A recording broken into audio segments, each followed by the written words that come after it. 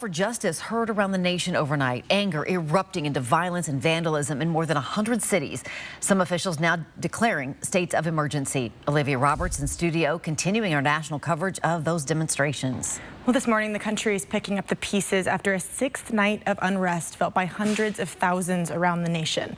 Some inspiring scenes across the country, too, like this moment of solidarity, members of the NYPD kneeling with demonstrators in New York, and this peaceful march on the Manhattan Bridge, protesters holding signs and chanting through the city.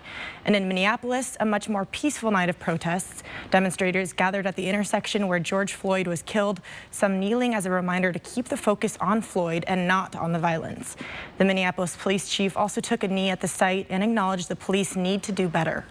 Community members need to know that the men and women that put this badge on, that they are doing so in service to them, and they should not have to doubt. They should not have to doubt the integrity and if they're going to be treated in a compassionate and professional way. We deserve justice, not just for what happened to Mr. Floyd in Minneapolis, but what's happening to black men and women all across this country, and that's been happening. A much different scene at the nation's capital last night. Protesters there setting a large fire just blocks from the White House and shouting, "You are a threat to police in riot gear." Downtown D.C. was filled with flames and broken glass.